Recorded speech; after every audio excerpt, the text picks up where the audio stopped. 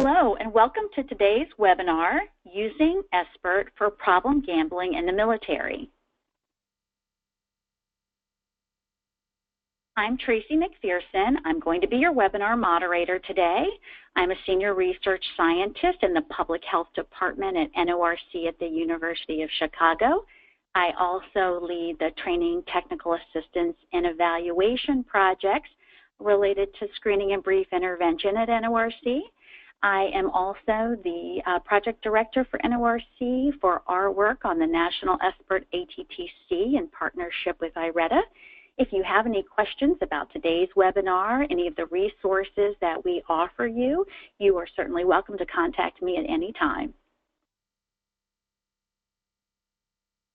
Today's webinar and all of the webinars in our series are produced in partnership with the Brief Intervention Group, or the BIG Initiative, NORC at the University of Chicago, and the National Screening, Brief Intervention, and Referral to Treatment, ATTC, in partnership with IRETA.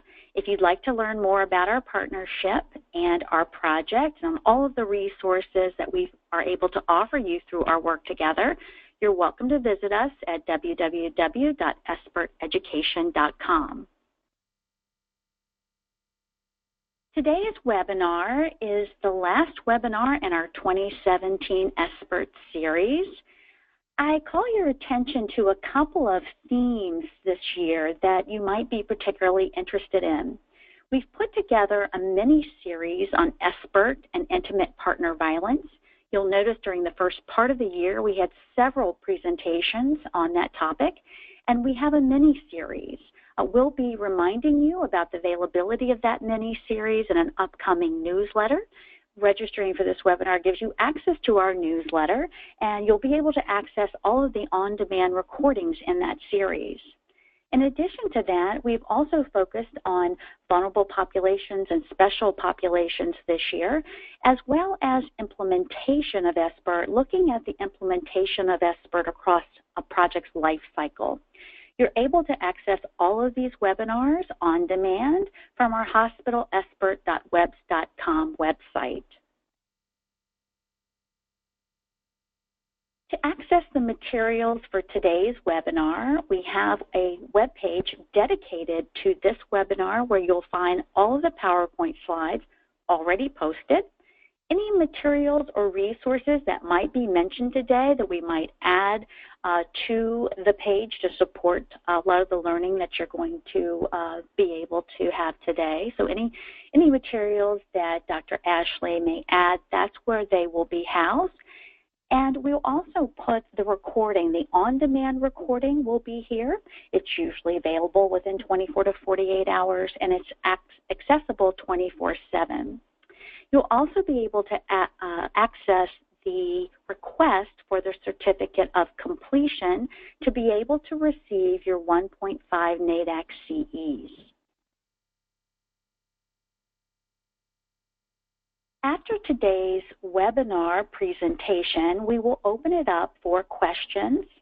If you want to ask a question, you're welcome to do so using the questions pane. Typically, you find the questions pane in the upper right-hand corner of your screen with the GoToWebinar panel. If you have a question at any point during the webinar, just go ahead and type it in and get it in the queue, and then we'll take as many as we can at the end of the presentation. Behind the scenes today is our technical facilitator, Misty Story. If you have any questions about GoToWebinar or any other specific technical issues, you're welcome to go ahead and put that also in the questions, and she'll be behind the scenes responding to you. And today we have Dr. Larry Ashley. It is our pleasure, Dr. Ashley, to welcome you to be our last and final speaker in our series, going out with certainly with a bang, with a very hot topic, looking at SBIRT and problem gambling in the military. So I'd like to introduce Dr. Ashley. Dr. Ashley is a professor emeritus of counseling at the University of Nevada, Las Vegas, and addiction specialist at the University of Nevada, Reno School of Medicine. He has 40 years of experience as a researcher, a university professor, and therapist in the areas of addiction and trauma. Professor Ashley specializes in the treatment of combat trauma-related issues. He has trained U.S. Army therapists in Europe and the U.S. In addition, he has presented and offered trainings relative to combat-related PTSD in America and many foreign countries, and developed the first course on combat trauma at American University. He has a special interest in the impact of war on soldiers worldwide, and Professor Ashley is a U.S. Army Vietnam veteran. So, Dr. Ashley, thank you so much for being with us today. Welcome. I'm going to turn it over to you so you can share your expertise with all of us. Okay, well, thank you, Tracy. Expertise, that's a relative term, but we'll try to do her as best as I can. Well, I get the right slides there. So we'll be talking about SBIRT and gambling, and I'm assuming that a lot of the folks on the other end come from different backgrounds. Some have worked with veterans, some with active duty folks, some are probably in treatment programs, and some are just have an interest. So we probably got a little bit of everybody, which I like the salad approach where you put a little bit of everybody in there, and we makes it kind of interesting on that. So I'll be spending the first part on different parts of the gambling issue in the military veteran community. Then I'll gravitate towards how that might be involved in SBIRTs. As Tracy said, I'm supposed to be retired, but again, that's an oxymoron. But I still do a lot of stuff in the military combat trauma arena, and this is one project. A couple more that I'm presently working on that have some relationship is I'm working on a SBIRT on alcoholism with Cognito, where it would be a best practice with SAMHSA and simulation. So we'll probably be recruiting therapists pretty soon. So if anybody's interested in that, they can get a hold of me. And the other one is I'm presently working on an article on sex in the military and that type of thing. So there a lot of these issues get tied together. So anyways, that's my agenda, and so we'll get started. I do have a lot of PowerPoints, but if I don't get through them all, you'll be able to access them and email me if you have other questions. Okay, there we go. Okay, you know, from what the research shows that we can glean, it's a big issue among military personnel. Not much has been done on that, and I'll be reiterating that through the presentation on that. But anecdotally, we've heard this for many years, and like in the civilian population, not much has been done with it. I hope with the problem gambling being in the new DSM-5, we'll finally see more of an access to treating and assessing both in the military and civilian populations. But as of now, there's not much formal research.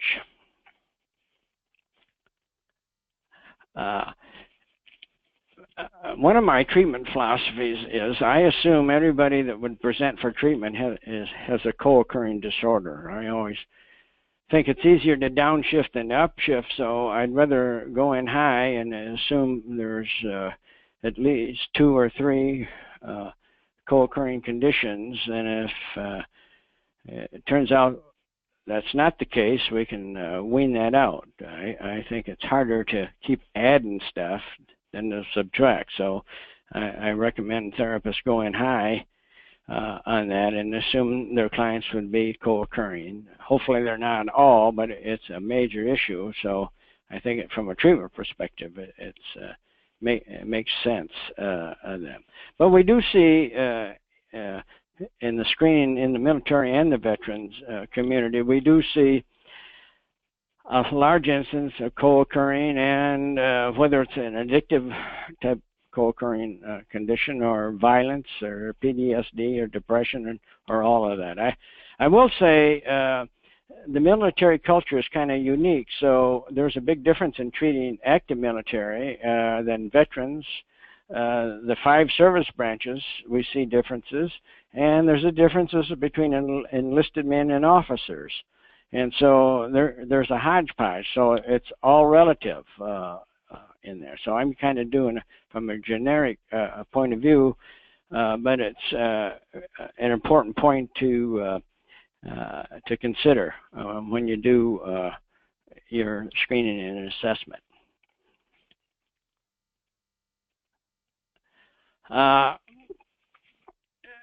Gambling is almost like a national sport now.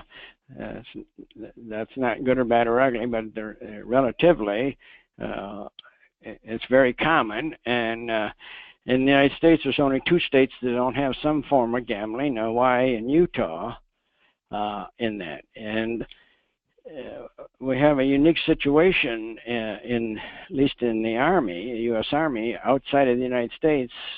Like if you're in Europe or Korea or someplace, many the service clubs have slot machines in them. So there's exposure. I'll come back to that issue in a little bit. But the bottom line is, no matter where you are, you can have access to official gambling or unofficial gambling. And so it's a common approach. But however, we don't have many treatment programs, and one of the issues I'll talk about in a few minutes is if you do indicate that, then there's disciplinary action that could occur, and there's a lot of stigma involved in that, because gambling is not like alcohol and drug abuse per se, because historically, problem gambling has been treated as a criminal element. So most people come to the front with gambling problems have come through embezzlement or some other type of thing that got in that way. And that's how, even in the civilian population, problem gamblers were treated. They went through the criminal justice system and didn't get official treatment. So hopefully the DSM-5 will help with that.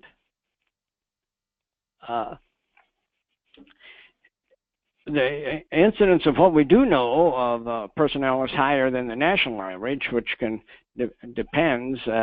It could be 1 or 2 or 3% of people that really have significant problem gambling issues. So what we do know is that in active military personnel, the research pretty much shows between 6.3% and 8%. So, we can safely say 6 to 8% people have in active military have reported at least one gambling related problem in their lifetime, which is very significant.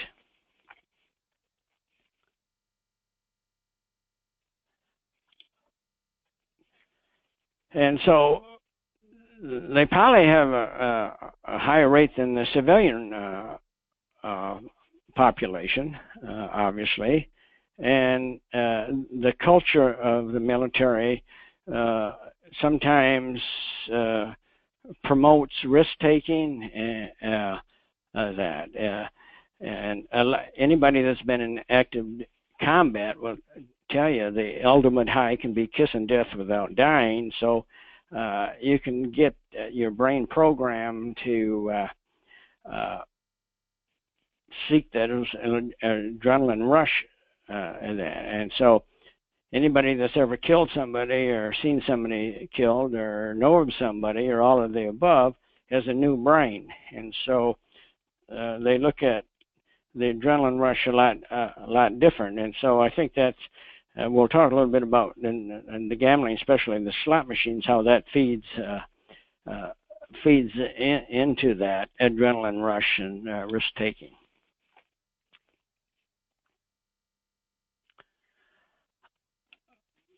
again, reiterate the high levels, the percentage, the risk-taking, 28% of the military population to seek out risk-taking, adrenaline rush type of thing.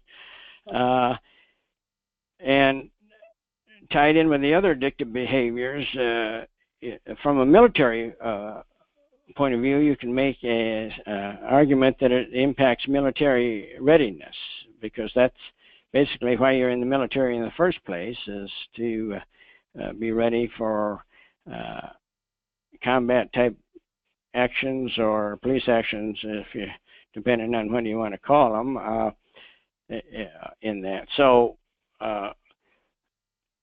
they're exposed to several risk-taking types of behaviors, and you can get that.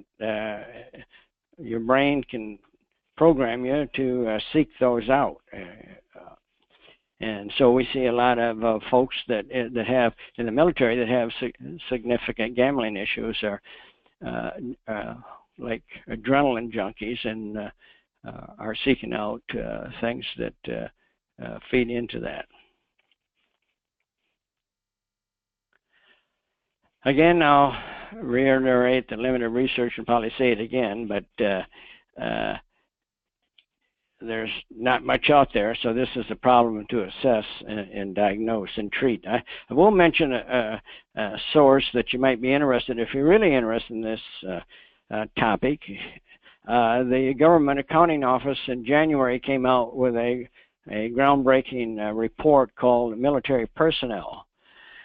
Military personnel and problem gambling, and did the 4 services and including the Coast Guard, in which they challenge all of the 5 services to regularly screen for problem gambling. So if you're interested in that, they got a lot of good data. Again, that's the Government Accounting Office, and that report came out in January of this year.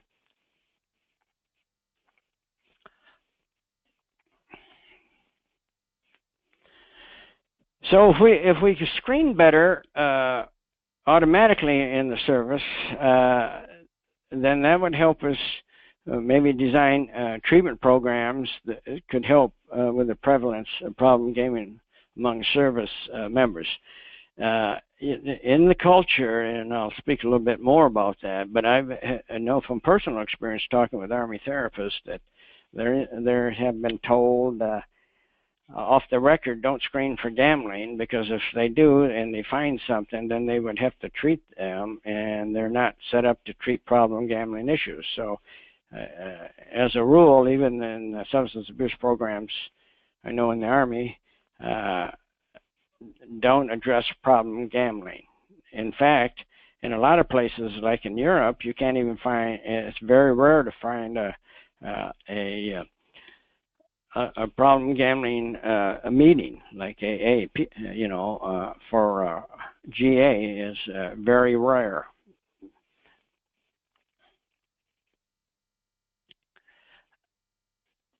So one of my themes throughout this presentation will be the need to have a problem gambling screening process. When you screen for any type of addictive disorder or mental health, that you automatically screen for problem gambling.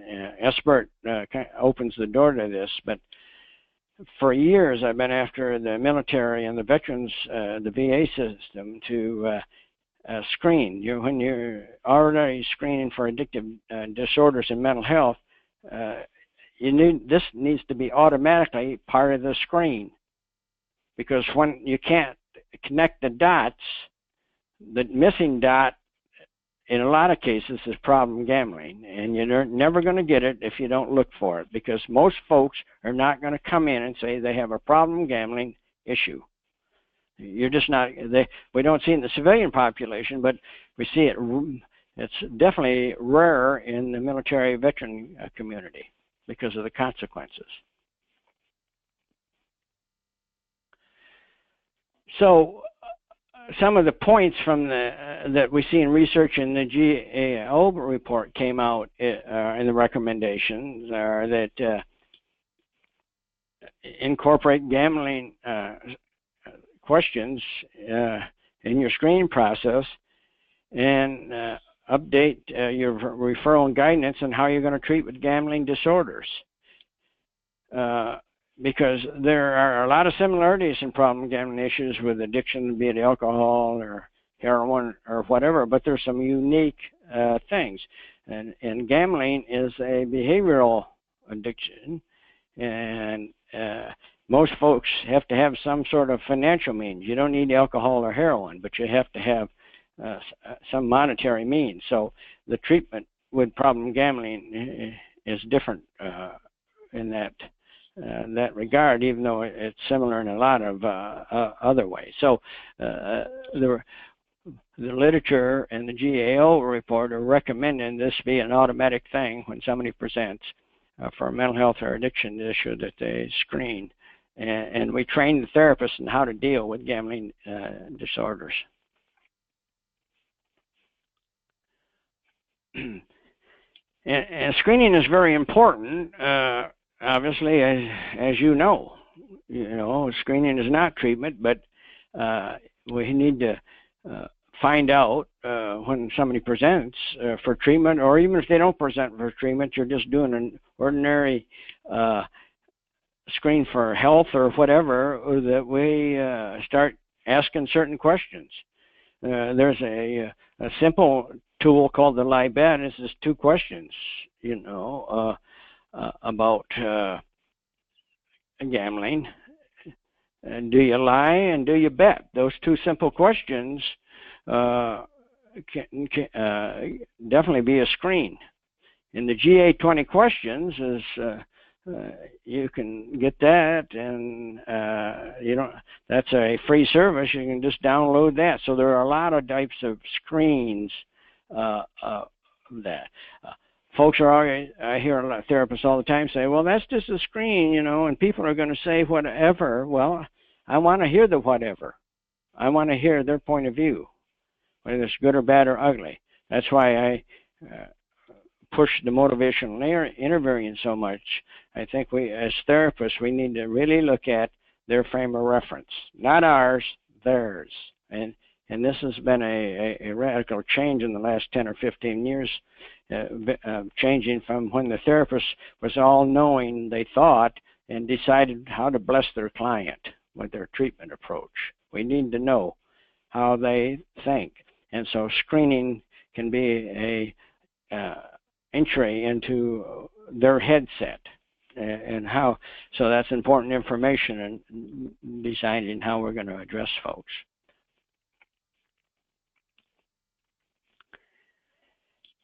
Right now, because the screening is so poorly done, we usually don't run across anybody until they're really in bad shape and they're presenting with that. I know of a case of a guy that was holding up banks in the Army because he had a gambling problem. That's how they found out he had a gambling problem. Now that's an outline example, but there are several cases of where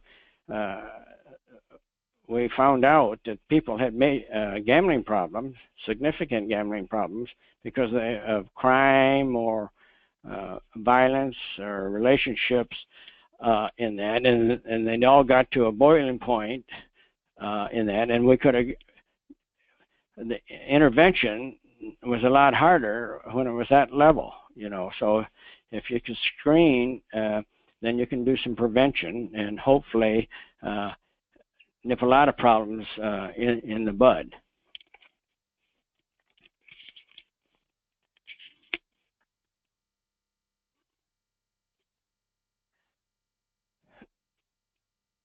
And so the lack of materials that I keep reiterating, I don't want to be a broken record, but it's a big problem. And so we have to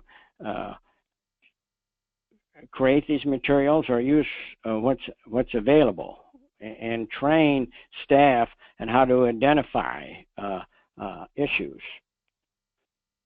I've had discussions with faculty members in med schools about primary care physicians learning to screen for problem gambling. One time I was going to do a study on using the LIBET in primary care medicine. It didn't happen, but you know, there's a lot of ways you can screen for gambling in a medical setting as well as a behavioral health setting.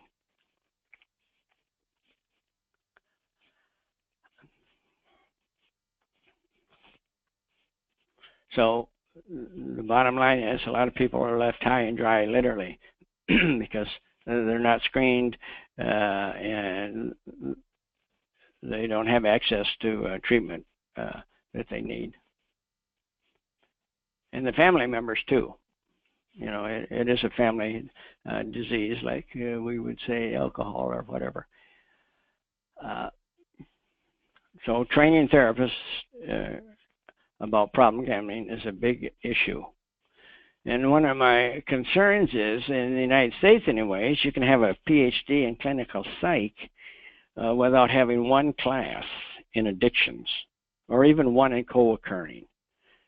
And I could know in social work and family therapy and counseling, a lot of the same, and most medical schools in the United States don't offer addiction education. So, you know, no matter what your license says and what you think your scope of practice does not mean you're all necessarily qualified to do that. So it's incumbent on all therapists in the military as well as civilian population to add those tools to their toolbox.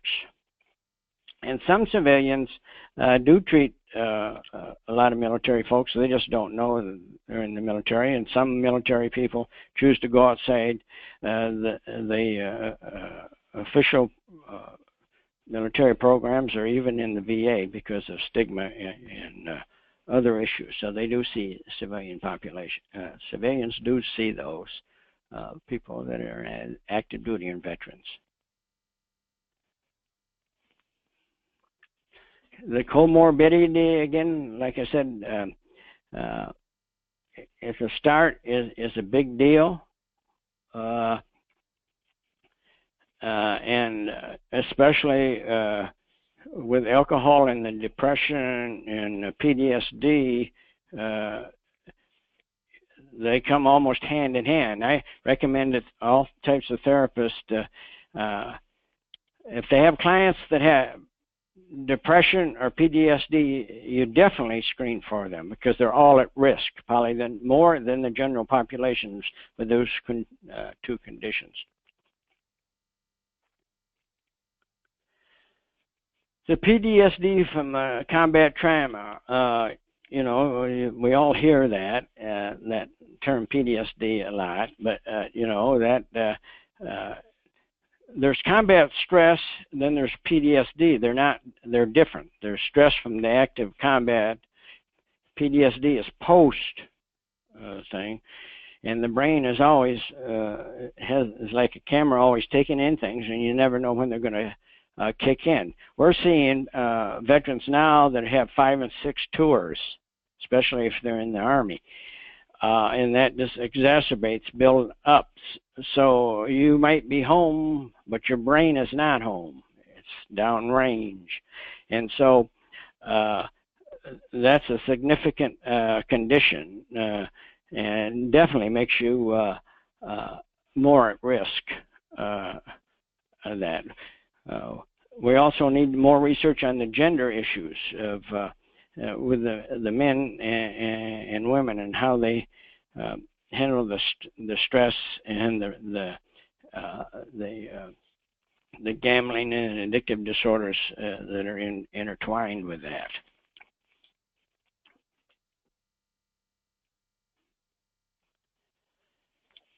And it's, you know, gambling is a way to cope with the boredom or the adrenaline. And I say, of all the types of gambling, I think the most seductive is the slot machine. There's no natural satiation with gambling. In alcohol, you either drink and you pass out, or something like OD or some negative thing, so you can't consume. If you use heroin or other drugs, you can overdose. There's no natural satiation with gambling. As long as you can put money in or some other type of thing to keep it going, you will do that. That's what kind of makes it kind of unique. That's why it can be stretched out for so long. And so you can do that with cards again in gambling, but the slot machine is unique because it's also nowadays like going to the video arcade. So your brain is mesmerized. It's like being on the internet, and you get hooked on it. So it can be very seductive as far as the risk taking. So that's the biggest risk, and on the military bases, like I said earlier, with the Army, if you're outside the U.S., you actually have them in your clubs. The Army makes millions of dollars every year just on the slot machines. So it's in your face. And so if you come from downrange from a combat situation and you come to garrison duty on a base, there's no way that can compare with the rush that you've been in. So you're definitely going to seek out the old phrase, pushing the pedal to the metal, the risk-taking, to try to come up with the risk that you get, like if you're in a firefight or make life or death decisions.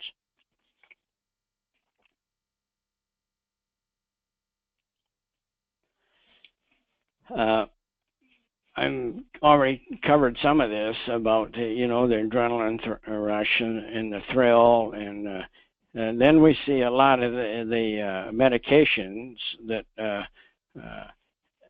psychotropic medications that the veterans or active duty personnel are on by prescription or their own self-prescribing, which mask a lot of those situations. If you work in the addiction field very long, is it the chicken or the egg? Is it the drug causing the issue, or is the issue causing you to use drugs? And the reality is, who cares initially, until you get them stabilized. And depending on what some of these medications and drugs are, it could be pushing a year before, and without taking those, before we could actually know if you have a true mental health issue, like clinical depression or something like that, or if it's the drug talking. And so it's very hard, no matter how much experience you have, to figure out what the issues are and peel the banana, so to speak. But you can be depressed in PTSD, and you can have depression from a lot of drug behavior, like stop and crack and the stimulants. So it's very hard. And so sometimes the symptoms of PTSD are just masked by the drug use or depression or anxiety.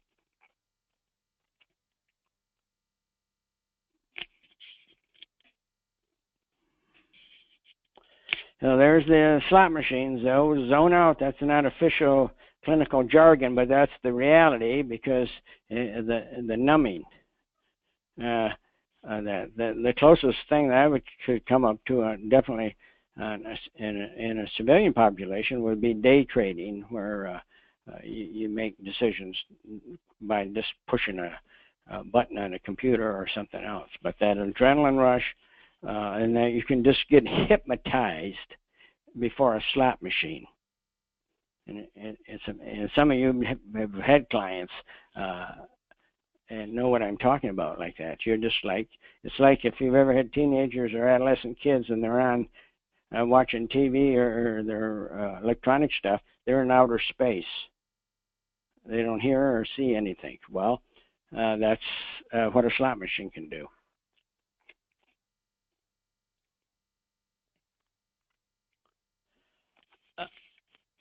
The significant rate, higher rates among veterans is really scary. I've seen studies that range from 1 in 10 to 1 in 5. That's a big problem, you know. Most folks say that in the civilian population, the rates could be 1 to 3% depending, but 1 in 10, you know, that's 10%, and 1 in 5, that's 20%. That is a big problem in that. And so it definitely needs to be addressed.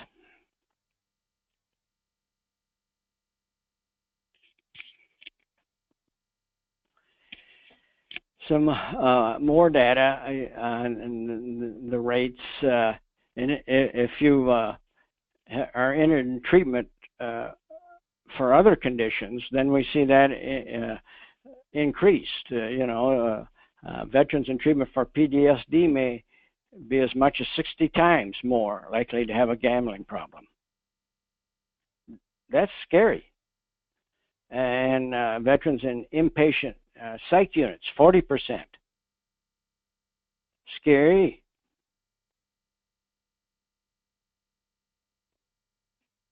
The depression with folks that have pathological gambling problems, 76%. And their suicide, we all hear the rates of suicide in the general population and in the veterans associated with gambling. We hear suicide and the ideation, even if they don't commit suicide, is very high.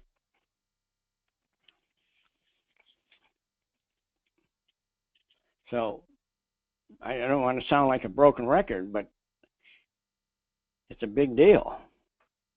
And so it's a big deal trying to get the military, active military and veterans, the VA, to address this. So we've been active in some cases of trying to get Congress to authorize studies to assess for problem gambling in the military.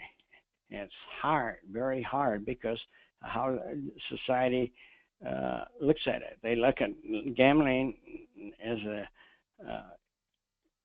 a fun type or sport almost, and you should just say no if you got a problem. But it isn't that simple.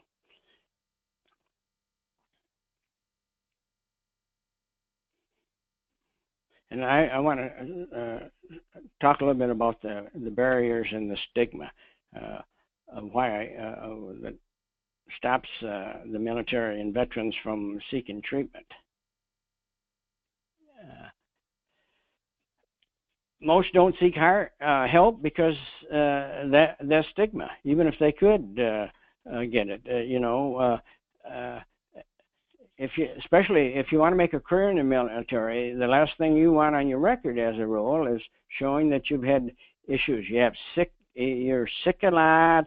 You have treatment issues, or this, especially if they're mental health. If you've been wounded in battle, there's a different way to look at it. But anything that has to do with emotional or mental health issues, the stigma in the military, in my experience, this goes way beyond civilian life. So that's going to stop you from seeking help. Whether your peers look at you that you shouldn't have problems, you could look at yourself. Part of the stigma is self-stigma, that if you are a real macho person, you can handle it and suck it up. And there's tons of cases. You've heard them. I can't count the many I've heard where people have approached their COs about having issues, and mental health issues, gambling or drugs or PTSD or whatever, and they're told, well, suck it up and get back out there. Don't be a wimp. And so that happens. That's a reality. And so you don't do that. To have a group that deals with any of that, even self-help groups, there's a lot of stigma towards that. But see, that's kind of an oxymoron, because we're always saying for be operational readiness, combat ready, you got to be in good health. But we've interpreted that maybe as a physical thing and not emotional. But you can have a good body and your brain can be in outer space or have different issues. So we profess this is what we want, but we don't do much about that.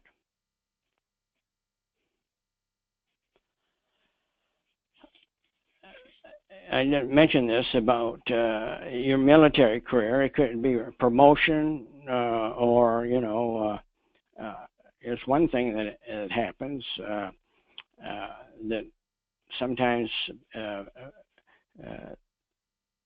they could find out that you've done this, had sought treatment, and that could end your career for promotion. I always tell students that have come to me many times and said, you know, I was working with somebody in the VA or some other military organization, and what I told them, their commanding officer or somebody else found out about it. Well, yes, I tell them, there's no such thing as confidentiality. That's the thing a civilian has to learn when they're working with military personnel or in the veteran system. There's no such thing, or if there's, I've never seen it. So you could be staffing a treatment case, and your first sergeant's in the meeting. And that goes on and that. So you can understand why you wouldn't want to go and say, yeah, I got a gambling issue, even if you thought you did, because the consequences can be very significant.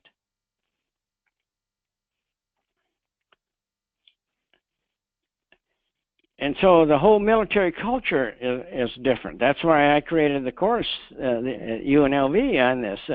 You know, the culture is different. It doesn't mean it's good or bad or ugly, but it's different. It's different than the civilian culture. And if you're in the National Guard or Reservists, you can get in a double blind, because you're a civilian one day and military the next day, and when your deployment's over, you're back to civilian, and you're like a yo-yo. And National Guard and Reservists sometimes are left high and dry. Of all folks, are left out hanging more than others. So that's another unique issue. And we don't train civilian therapists about the military culture. You know, you don't have to be a veteran or active duty personnel to counsel military folks, but you got to know the military you know, the culture. And I think I don't care how many PhDs you have, it takes a good therapist about 5 years to be able to speak the language and to know that. And so there's stigma on the other side, because a lot of military don't want to deal with civilians because they don't think they know what they're talking about. You don't have to be a warrior therapist, but you definitely got to know the culture.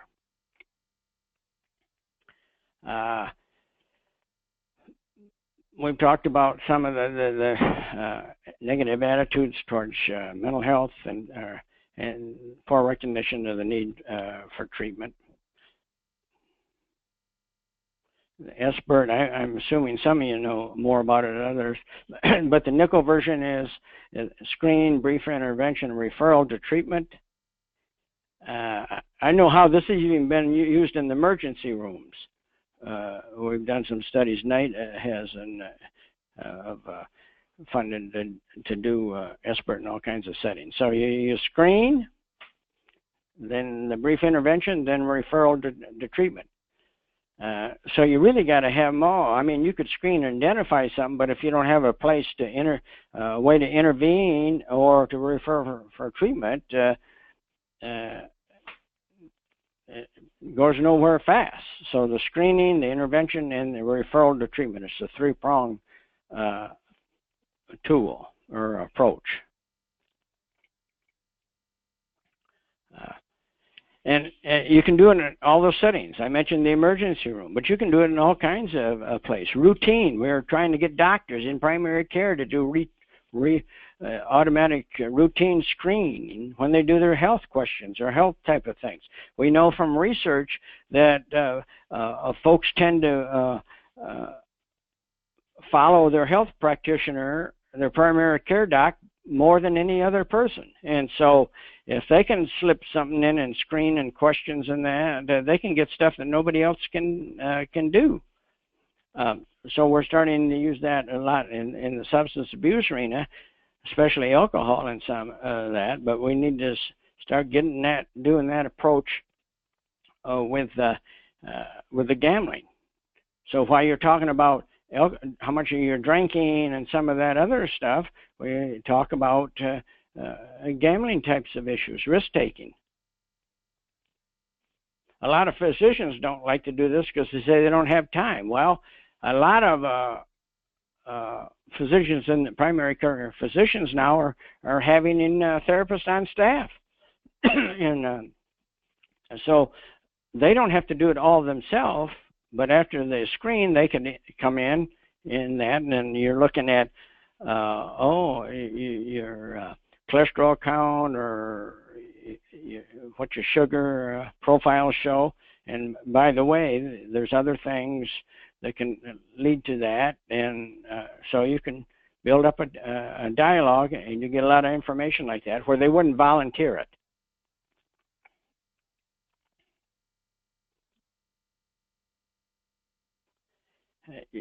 So like I say, there's all kinds of ways to do that, but if you incorporate it automatically up front, I think it's more valuable. And so while you're explaining all the other things with addictive disorders or behavioral types of things or general health issues, you can bring that up. Or if you're a therapist, you can bring stuff up a lot. And I always say when you can't, like I said earlier about you can't connect the dots, a lot of times when it doesn't make sense, it means there's something else in the picture. But if you never look at it or dig down, you're not going to find it.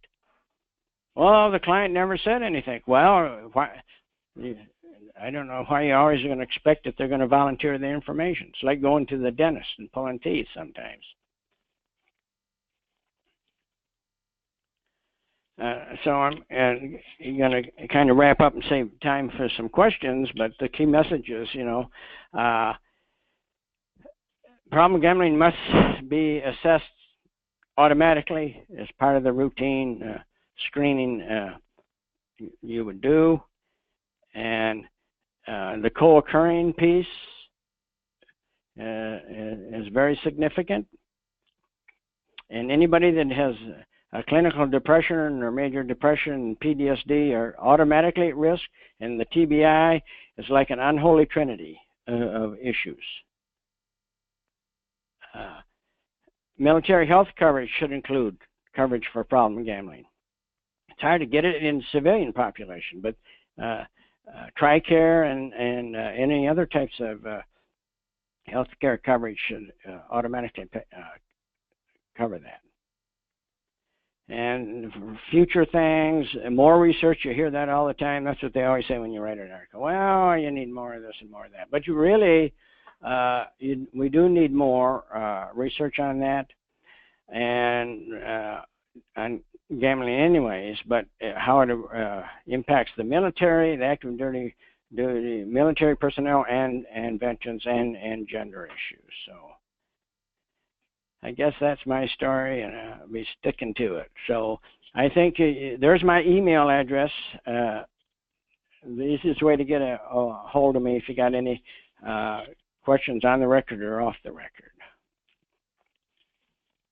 Well, thank you, Dr. Ashley. Thank you. We really appreciate you sharing some of your experiences and sharing your expertise and really bringing together SBIRT and the application of that with problem gambling and military. I think it's the first time we've had really a discussion that brings in all three pieces instead of sort of two of those pieces. So you've presented a lot of great information, things for us to think about. And we do have a number of questions that have come in. So do you have any answers? I'm hoping you might. These seem straightforward, so I'm hoping you can. We'll see, at least a couple of them. But before we get started on the questions, I'm just going to remind folks that there's a questions pane. Please go ahead and enter your questions. We have a few. We don't have volumes and volumes, so there's a likelihood that your question could get answered if you want to get those in. I see a couple are coming in now. So just type your question into the question pane. And here is the first question. I just wanted to confirm with you, you talked about the 2-question screen, the lie bet screen. And just to make sure, I want to confirm with you, and we can post these. The first question was, have you ever had to lie to people important to you about how much you gambled? Is that the first question? Yes. Okay.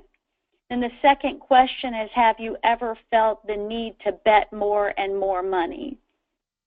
That's the second. Okay, great. Yeah, it's pretty much a validated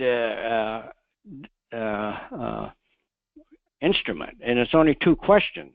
So that's why I can fit in most things. It's not like the South Oaks or some of the longer ones where you really get into it, but it's a major screen. So I recommend it, and the live bet, certain populations, and the 20 questions of GA on top of that. Okay, that's terrific. Well, we can share those. We could copy and paste those into the chat feature so people can see that. We can also find a link online and add that to the web page where the webinar on demand will be housed, so people can see that. That's terrific, and it's brief, which it can be embedded, like you said, into a behavioral health screen broadly or other assessment fairly easily with alcohol and other drug questions. I imagine it's been embedded into emotional health questions around depression and anxiety, so it fit quite nicely. Well, it's a great SBIRT thing because it's short and to the point, you know. Yes. So it's very easy to put it in. Absolutely. Nice to have tools like that. So thank you for sharing that. Also, you mentioned a report earlier that you were, I'm wondering if we could get a copy or a link to that. We could either add that to the web page, which is probably the best place to put it, so people could either download a link, download from the link, or if it is a copyrighted publication. Well, it's really not. It's the GAO, the Government Accounting Office, report to congressional committees. And so it's in the public domain. So if you went to the GAO website and typed in military, you'd probably it'd pop up. It came up. It's a new report just came out in January, and the military personnel is titled DOD and the Coast Guard need to screen for gambling disorder, addiction, and update guidance. That's on the cover page. Perfect. Well, we will locate that, and it's wonderful that it's in the public domain, and we will, I'm assuming it's a PDF, so we will have a downloadable PDF added, and people can locate that there. They just, like anything that comes out of that domain you're familiar with, they just like you to cite it, even in the public domain. Now, well, I got that information from this or that, so. Absolutely. And then people can cite the 2-question screen once they're able to pull that off the site as well, always wanting to give credit where credit is. Okay. Now, there's another thing I forgot, excuse me, is for people who are really interested in more in this, the Ontario Gambling Research Exchange had me write a white paper, which just came out a month or 2 on this issue. So there's a white paper.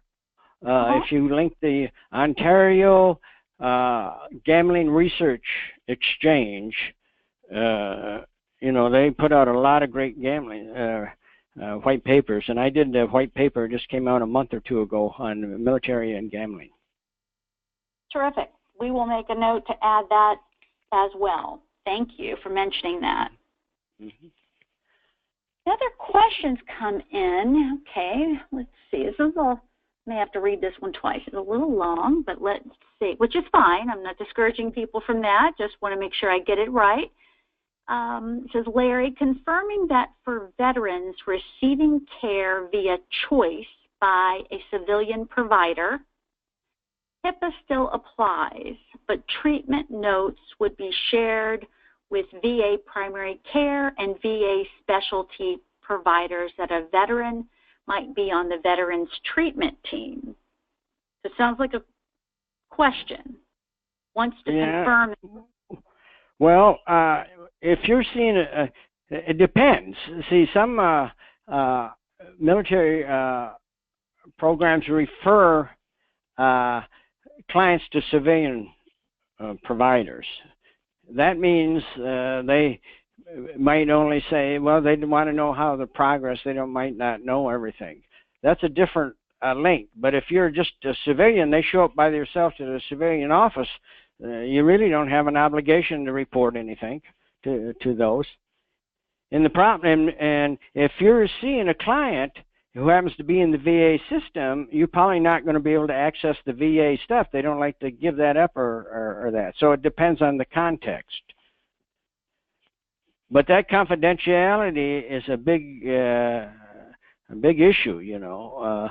They're not held by the same standards of confidentiality in the DOD or the VA the civilian practitioners are. Mm-hmm, mm-hmm. Thank you. That's why some veterans choose civilians on their own, so they don't have that confidentiality issue. Mm-hmm. Okay, thank you. Okay. And let's see, here's another question for you. And this is also a little bit long, so let me see if I can get this clear. Does SAMHSA have a particular person or point of contact who works with the state gaming commissions for the provision of treatment of problem gambling? For instance, Nevada State Gaming Control Board requires licensees to contribute to the Problem Gambling Council, but does SAMHSA have a matching fund or grant for a provider who wants to focus on treating problem gambling and co-occurring disorders? Well, if they haven't, it's buried pretty good. I don't run across that. They hopefully, and I keep saying, with the DSM-5 now, putting the problem gambling over with the addictions, hopefully we'll start to see more of that. But I haven't seen stuff coming out of that. Another good link is the National Council on Problem Gambling. If you go on their website, they have a lot of good stuff on what each state would require in the feds, and I'm on their military affairs committee, and we've been hammering Congress and the feds about this issue. Okay. Well, thank you for sharing that. Okay, we have some other questions coming in, and I'll remind folks, go ahead and use your questions pane, typically in your GoToWebinar panel on the right side of your screen. Go ahead and get those questions in. How much do you see online gambling? So how often do you see online gambling versus traditional gambling, you think, in a brick and mortar building or some other? Well, you can do anything online anymore, just about. You know, so we do see that. You know, that's an issue now in the different states. If you follow the different state regulations, they're looking at that online gambling, and some states it's a no-no, and some are allowing it. But a lot of people do it, and I mentioned day trading. You know, that's online. That's probably the riskiest form of all of those, because you make those adrenaline rush, like the stock market trades right there. So that's online, and it's really an adrenaline rush on that. But online opens up to different populations. It opens up to adolescents, and a lot of times with women who don't want to be out and seen in different settings. So, like I said, there's only 2 states that don't have some form of gambling now, Hawaii and Utah, on that. So there's a move, but a lot of state regulations get in the way of online official gambling. So you have to go around the circuit a little bit to find a place to gamble, but it can be done. Well, thank you. Thank you for sharing that. Okay, I'll look at some other questions that have come in here.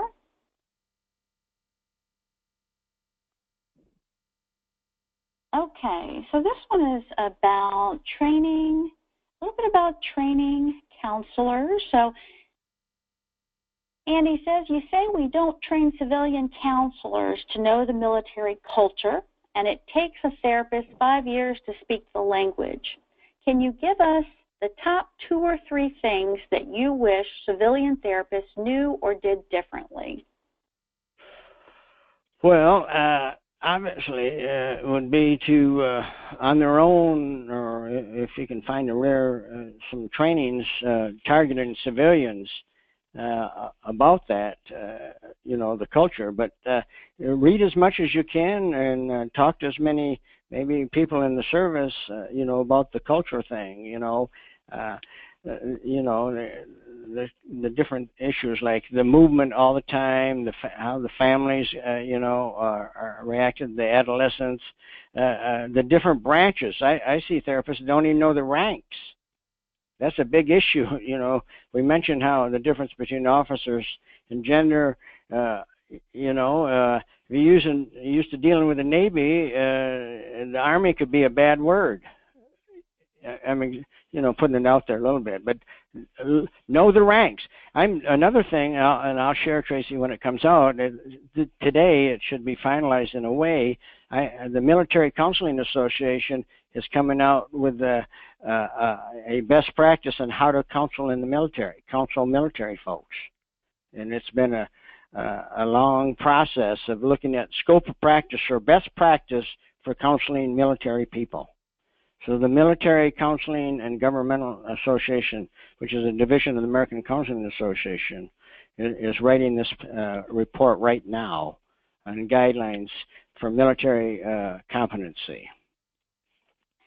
Well, we would love to see that report, and if we can share it, we're glad to, when it comes out, add it to the web page for this webinar so people can access it.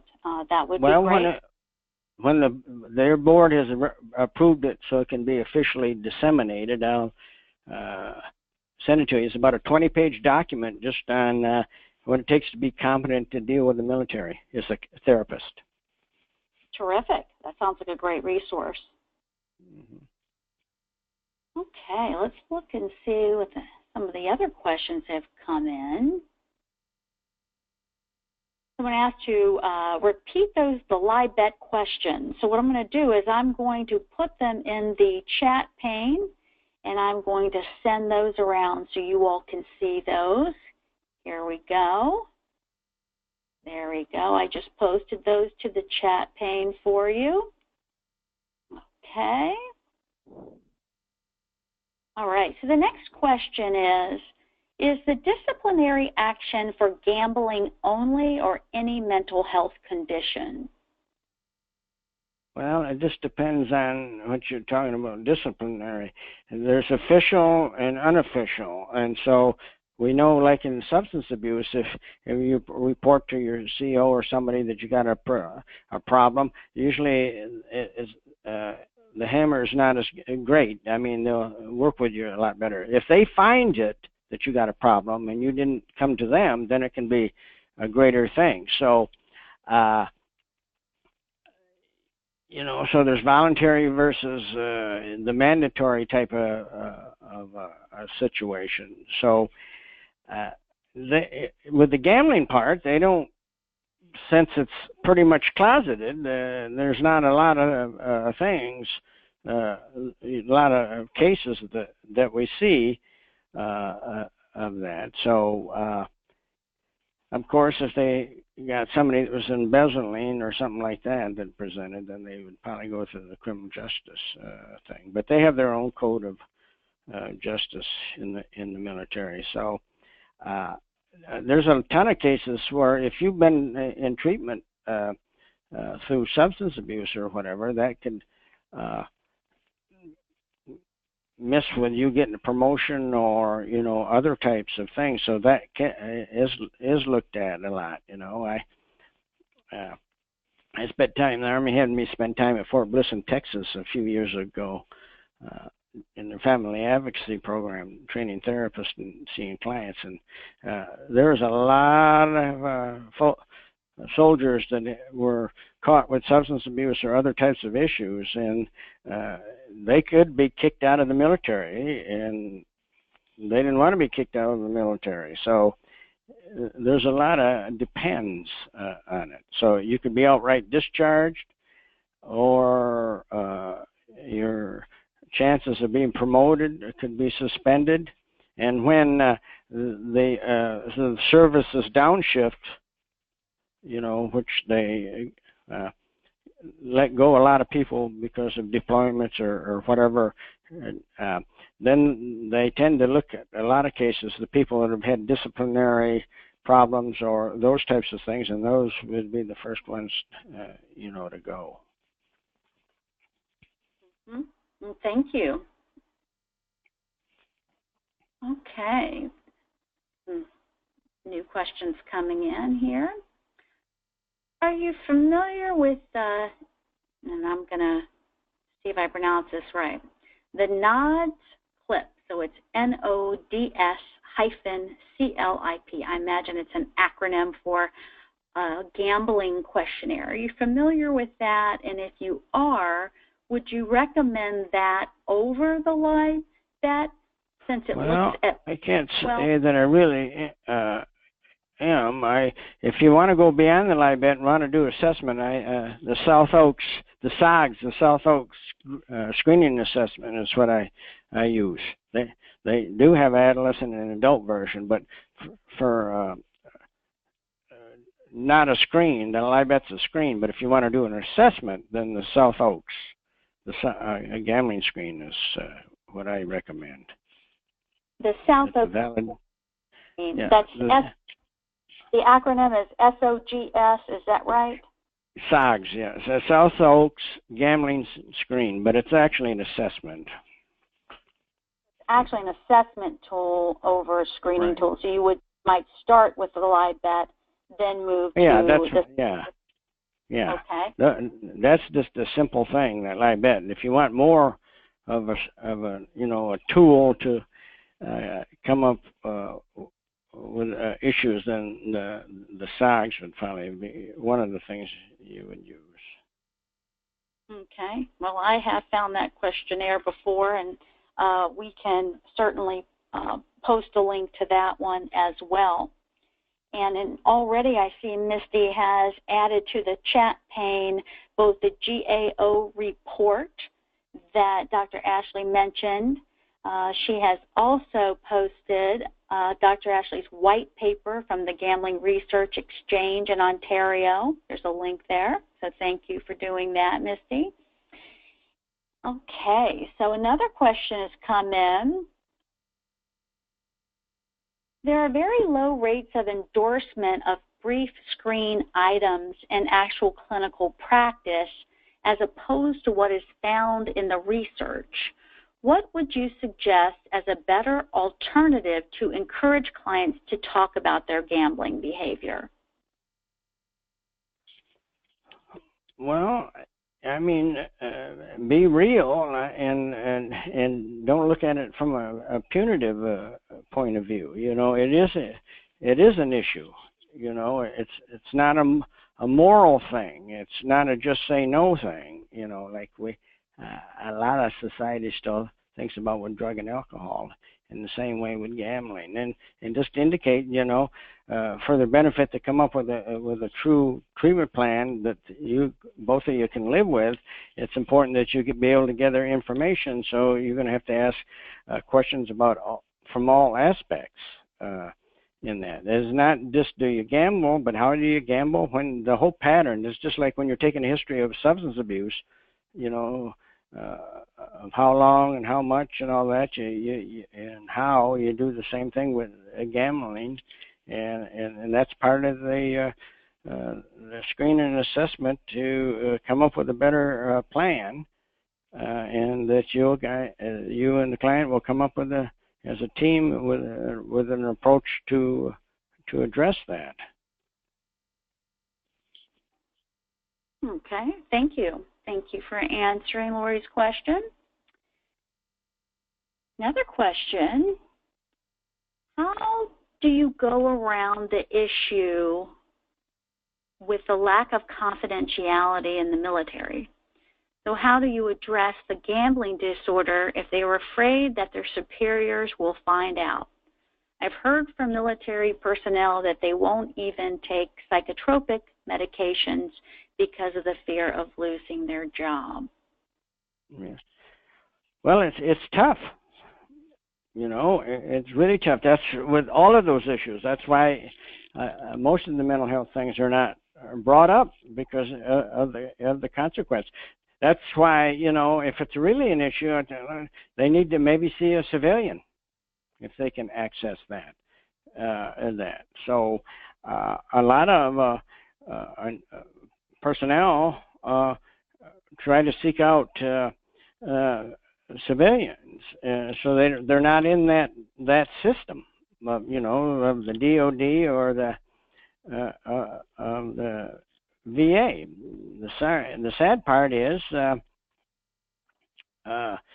you're not bound by that, and you know, sometimes, and it depends a lot on your CO or your first sergeant or your chief if you're in the Navy or whatever, how much they pry and want to know that. So some of them would just say, you know, is he complying with an acceptable treatment regime according to you? And if you say, yeah, well, that's all they want to know.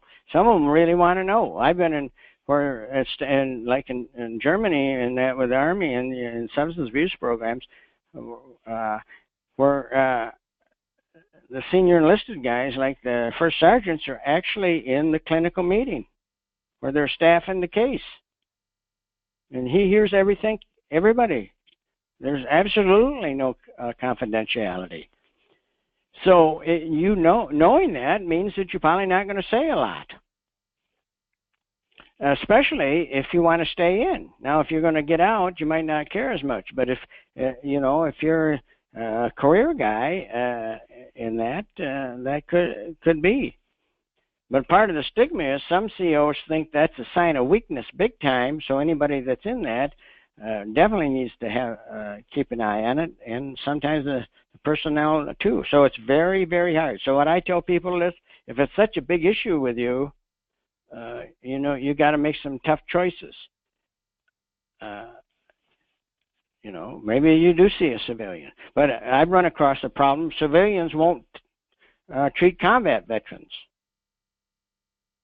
because of their stigma towards people that have been in combat. So they won't even take military people. Some civilians won't take them.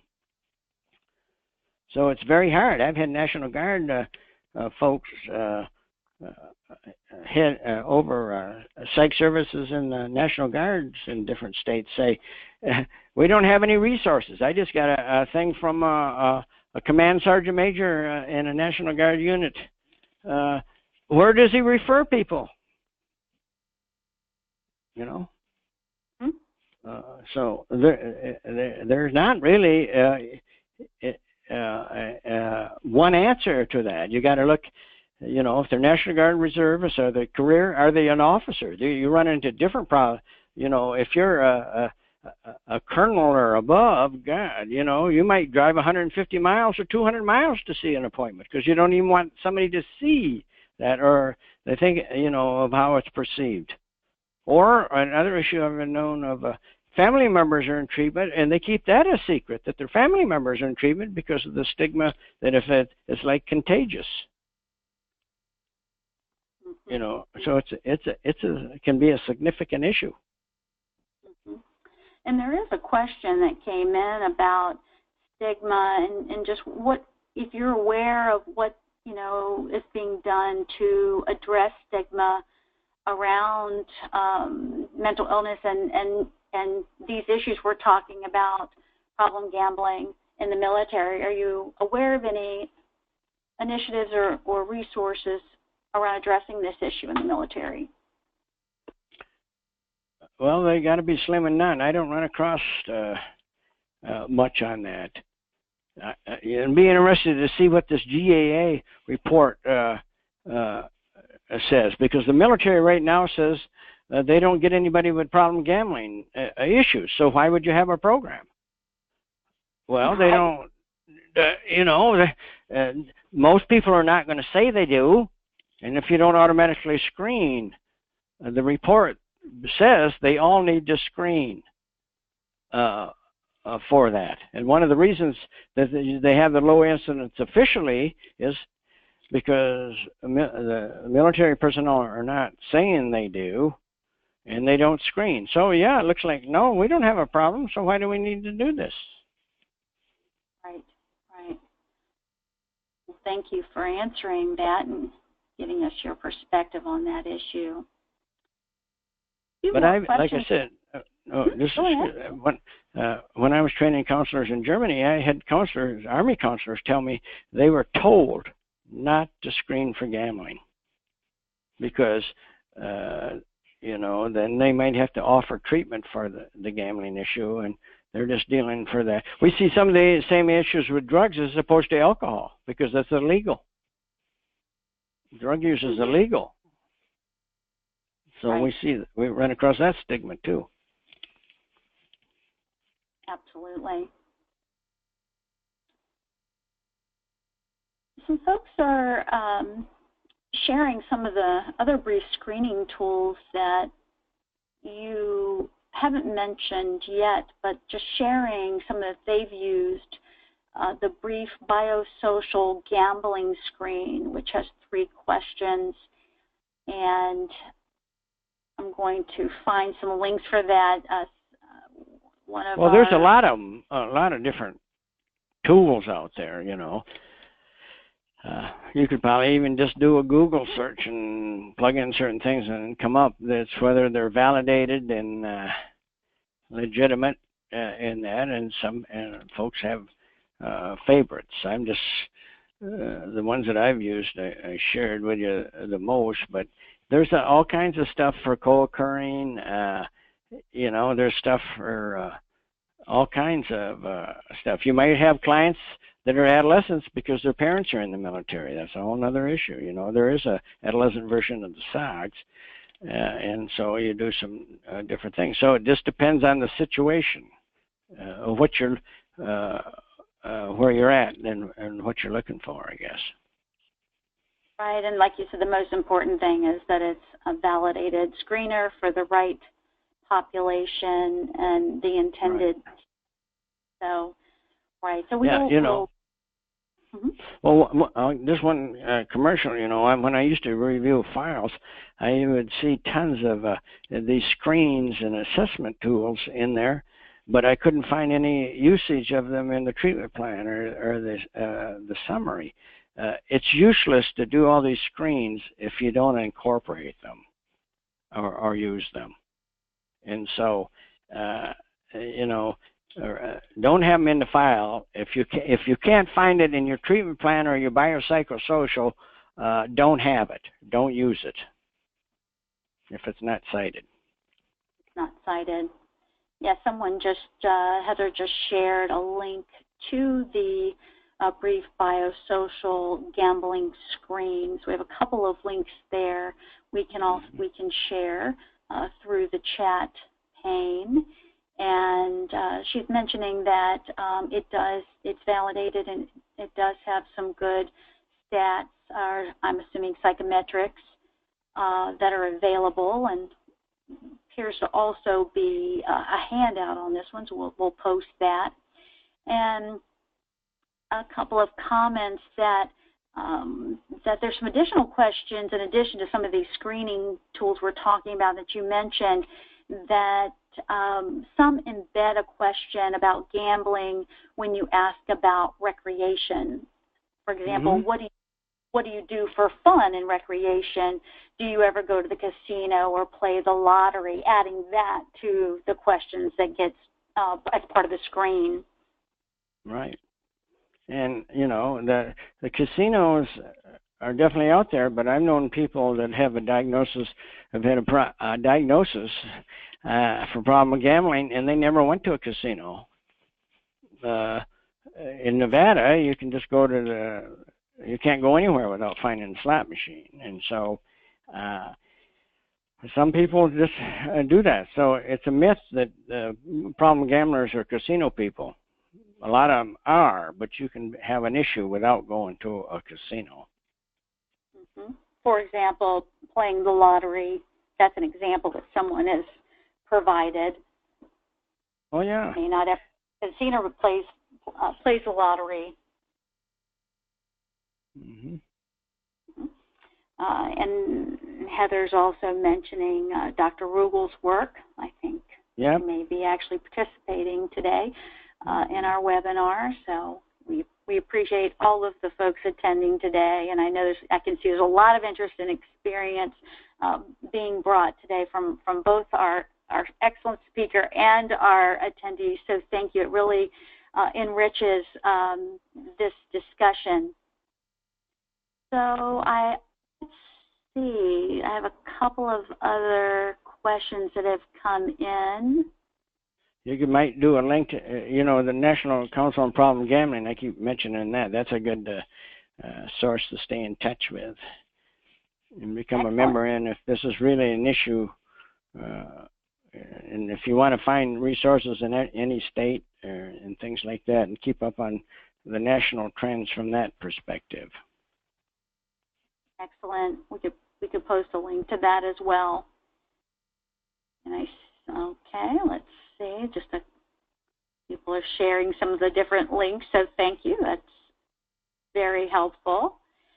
Here's a question about, I know you travel and you go to conferences and you're at presentations and you're in a lot of places speaking to folks. Carrie has a question. Are you familiar with the NCRG conference in Las Vegas in October, and do you recommend it? Do I attend it? Well, I used to. Do you recommend it? Would that be? Oh, yeah. Yeah, and I always used to send my students to it. Oh, okay. In that. So that, you know, that's a good one because they have scholarships. And so I always had my grad students get them to go. So it's a good way to start networking. And if you're new, or even if you're not new, you know, they usually bring in, usually have the different tracks, one for clinicians and one for people in the business. Oh, that's helpful to know. Thank you. Let's see. Let's see here. That's another shared link, so thank you for that. So this question is, can military martial affairs be considered a form of gambling? Martial affairs?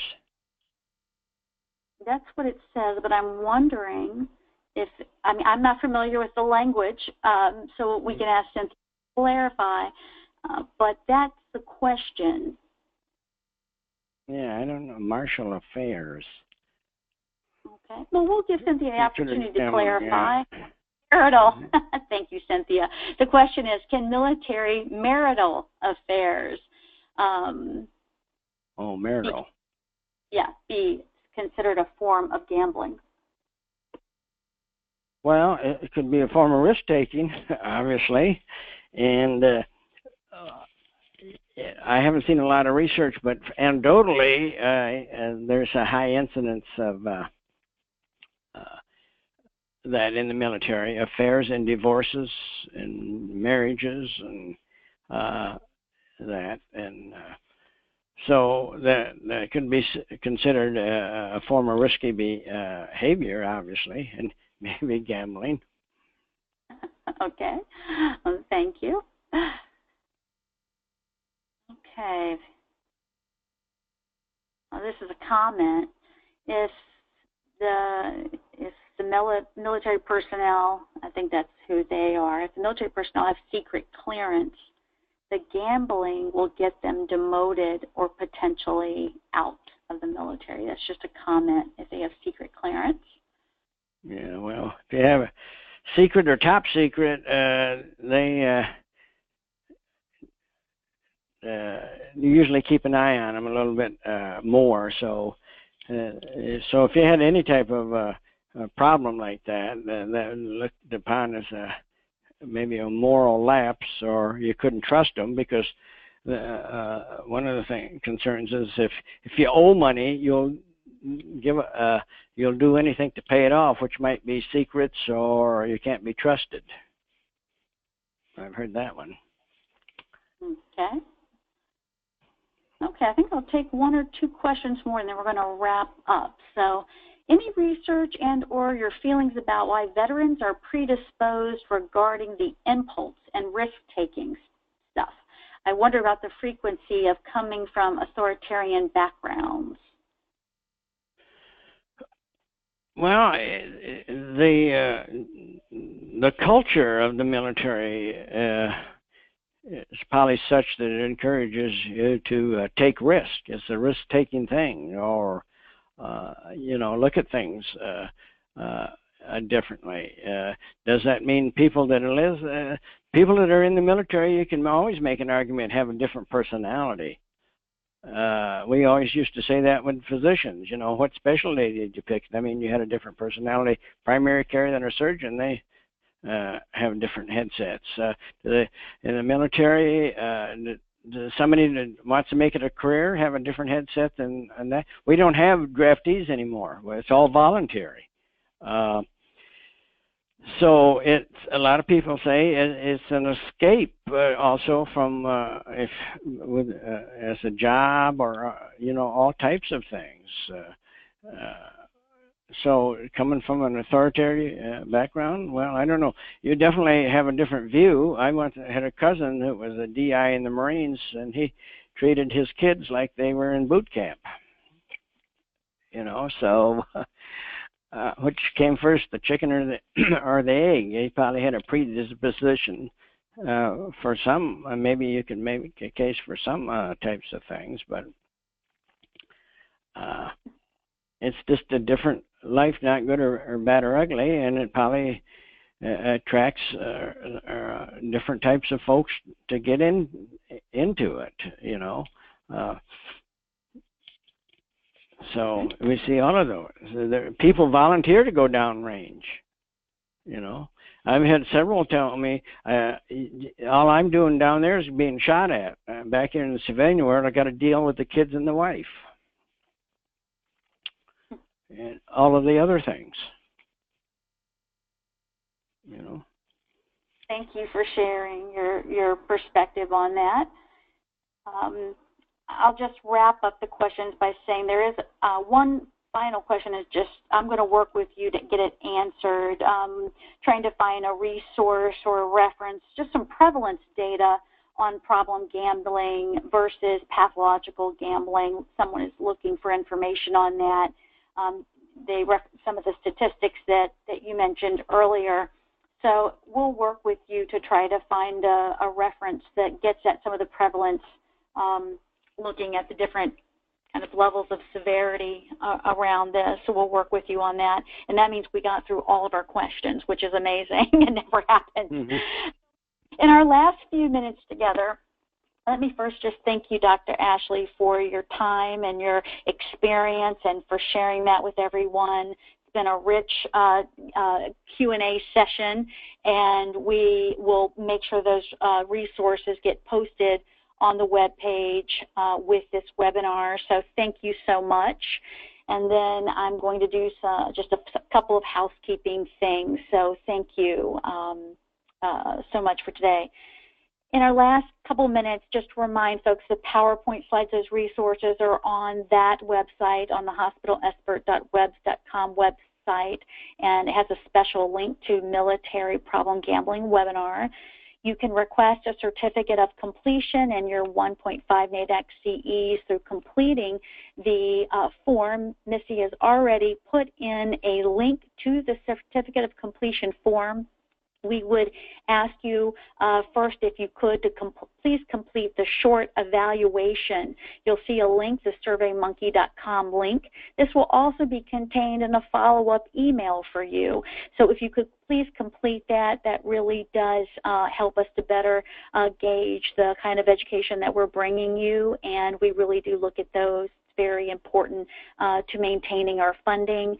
The on-demand webinar will also be posted there within about 24 to 48 hours on that website. So you're going to find everything you need there, as well as in a follow-up email that you will receive from us. If you have any questions about SBIRT and you're looking for some technical assistance, some telephonic technical assistance, absolutely at no cost to you, you're welcome to send me an email or contact us through the SBIRT education website.com website and make a request. And last but not least, let me say thank you again, Dr. Ashley, and thank you to all of our webinar attendees today for being here, for supporting us, and really over this entire webinar series in 2017. I see many familiar names that keep coming to us, and thank you for sharing information about our webinars. Please continue to share webinar information through, we will keep those on-demand webinars for some time to come. So share information about it. We hope people will come to that.